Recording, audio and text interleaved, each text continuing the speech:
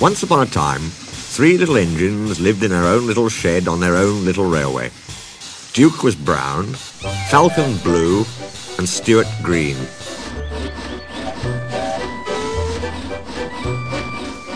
Duke was the oldest. He had been the first engine on the line, and named after the Duke of Sodor. He was proud of this, and wanted everything just so. Whenever the others did anything they shouldn't, he would say, that would never suit his grace.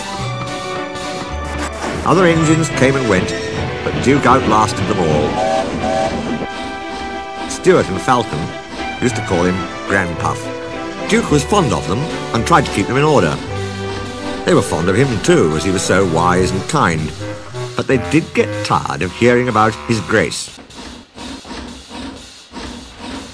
Sometimes they would wink at each other and chant solemnly, engines come and engines go, Granpuff goes on forever. You impertinent scallywags, Duke would say indignantly. Whatever are young engines coming to nowadays?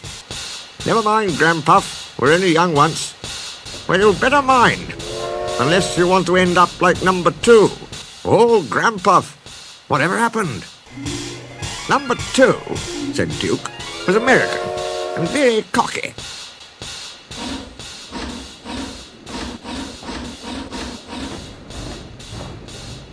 He rode roughly and often came off the rails. I warned him to be careful.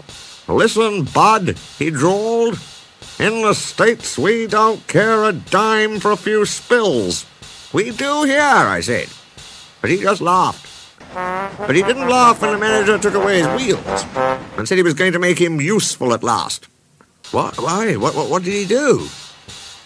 He turned him into a pumping engine. That's what. He's still there, behind our shed.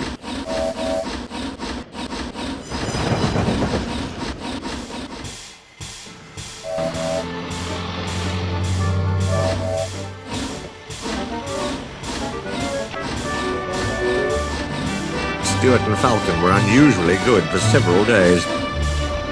Stuart and Falcon became useful engines, and all 3 were happy together for many years.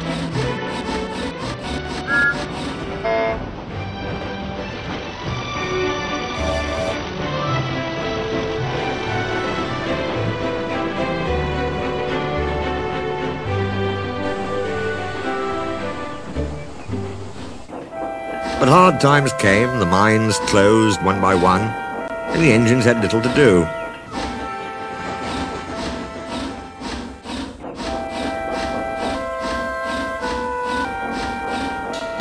At last their line was closed, and people came to buy the engines.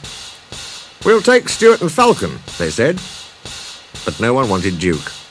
They thought him too old. Cheer up, Granpuff, called Stuart as they went away. We'll find a nice railway, and then you can come and keep us in order. They all laughed bravely, but not one of them thought it would ever come true.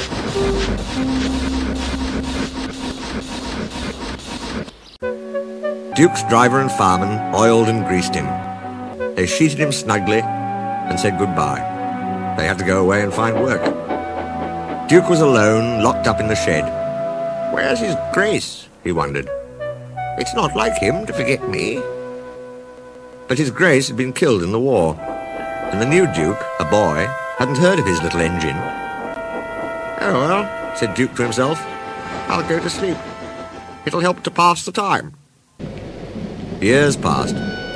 Winter torrents washed soil from the hills over the shed. Trees and bushes grew around. You wouldn't have known a shed was there, let alone a little engine asleep inside it. Have you guessed about Stuart and Falcon? Yes, you're right. They came to the Thin Controllers Railway.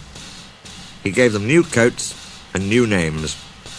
Stuart became Peter Sam, and Falcon, Sir Handel. They prefer their new names.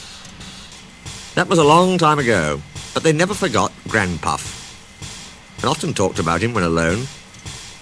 They were excited to hear that the Duke was coming to Skarloey's and Renias's 100th birthday, but most disappointed with the Duke who actually came, for he was only a man.